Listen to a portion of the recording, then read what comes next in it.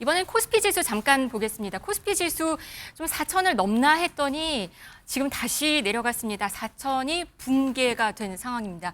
교수님, 좀 사상 최고치를 좀 찍으면서 4천을 넘어가나 했더니 참 어려워 보입니다. 예, 지금 아무래도 불확실성이 여전히 계속되고 있는 상황인 것 같습니다. 그런 이제 그 코스피 지수의 어떤 향방이라는 게 뚜렷하게 지금 나타나지 네. 않는 상황인 것 같고 대외 여건이나 여러 가지 경제 상황을 봤을 때 좀 당장에는 예측하기 힘든 상황이 아닐까 싶습니다. 우리나라 지금 미국과 관세 협상이 한참 지금 마무리 진행 중입니다. 무슨 팩트시티라는 이 설명 자료가 이번 주 중에 나올 것이다라는 예상이 있었는데 아직은 좀 들리지 않는 것 같습니다.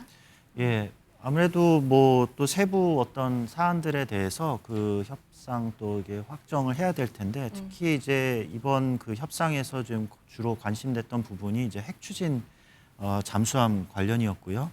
이것과 관련해서 또 우라늄 농축이라든지 핵연료 재처리 이런 문제에 대해서 우리가 얼마나 이것을 접근 가능할 수 있는지에 대한 그 여부가 사실 굉장히 민감한 현안으로 돼 있을 겁니다. 그래서 미국 입장에서도 이런 핵 관련 그런 기술들이 사실은 이제 군사적 사용으로도 이게 사용될 수 있기 때문에 그런 거에 대해서 좀 조심할 필요가 있어서 아무래도 이제 시간이 걸리는 게 아닐까 싶습니다. 네, 이 이슈랑 맞물려서 이재명 대통령 다음 주 월요일에 4대 그룹 총수랑 만나서 후속 대책을 협의할 전망이라고 전해지고 있습니다. 국내 투자 얘기가 여기서 또 나올 것 같다면서요? 예, 맞습니다. 이제 관세 협상이란 것이 어느 정도 마무리가 됐다고 정부는 파악하는 것 같습니다. 물론 코스피 시장은 그렇게 인식하는 것 같지는 않습니다. 지금 코스피가 많이 떨어졌는데 그 이유 자체가 이제 여러 가지 첫 번째 문제가 관세 협상에서 불협화음이 계속 나오죠. 미국 정부랑 한국의 이야기가 다르고 또한 미국 정부도 엄청난 게 혼란스럽잖아요. 대법원과 트럼프가 싸우는 사태 때문에 이렇게 여러 가지 이제 코스피 시장이 왔다 갔다 하는데 일종의 대통령이나 정부 입장에서는 이 관세 협상이 어느 정도 마무리가 됐다.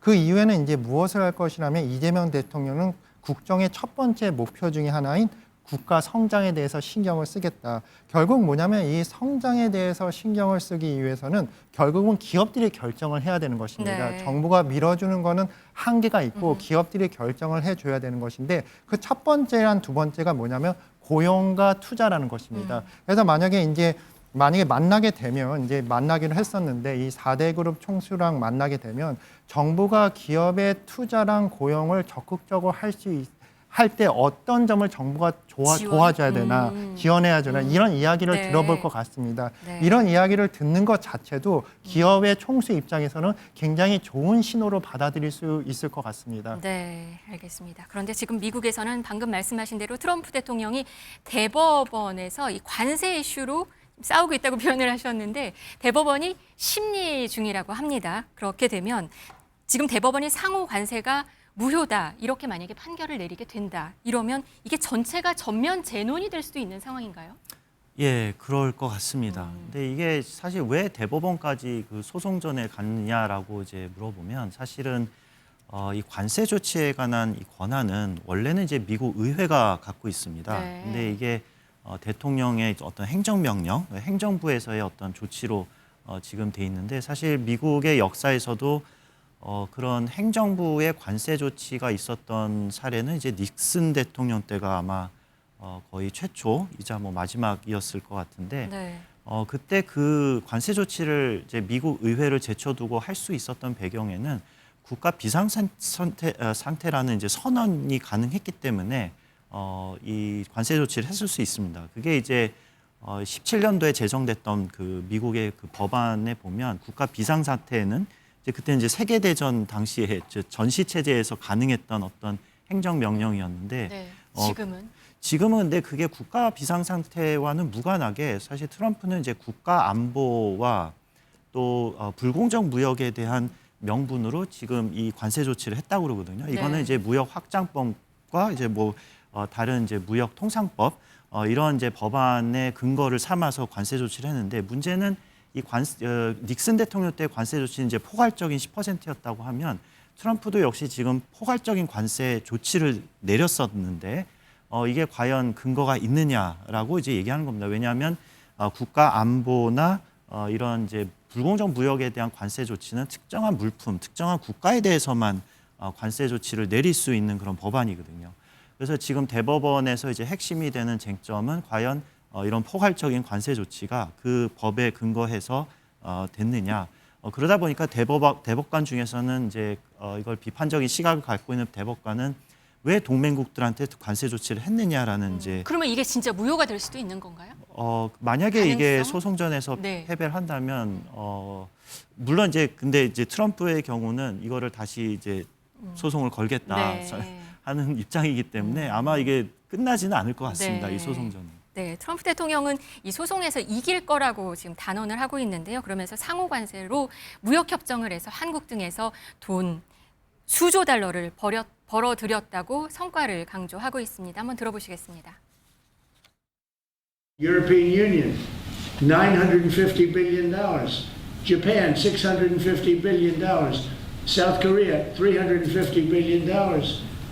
Without this, we're not talking about that kind of money. And they're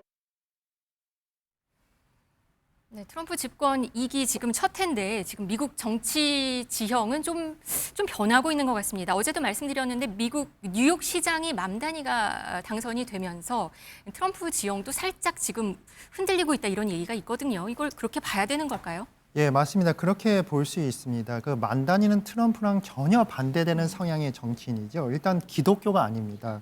그리고 백인이 아닌 무슬림이고 이민자 출신에다가 유색 인종입니다. 트럼프를 지지하는 백인 기독교 아니면 그 농민 출신하고는 전혀 반대가 되는 것입니다. 일단 만다니의 선거 전략을 보면 더욱더 신기한 것이 그 감정적으로 트럼프를 욕하면서 하는 선거 전략이 아니라 엄청난 배경의 엘리트 출신으로서 논리적으로 트럼프가 집권하면 결국은 미국 경제가 망하고 우리도 어려워질 거라는 이 논리적 설득이 성공을 했다는 것입니다. 경제를 또 같이 꺼내 든 건가요? 그 맘다니도? 예, 맞습니다. 경제 논리로서 트럼프를 공격했습니다. 트럼프가 집권을 할 수 있던 그 이유가 뭐냐면 경제 논리잖아요. 네. 무역 적자가 심각해지고 재정 적자가 심각해져서 민주당이 집권하면 미국이 망한다는 그런 논리로서 대통령이 됐는데 만다니는 똑같은 경제적 논리로서 트럼프를 이겼다고 볼 수 있습니다.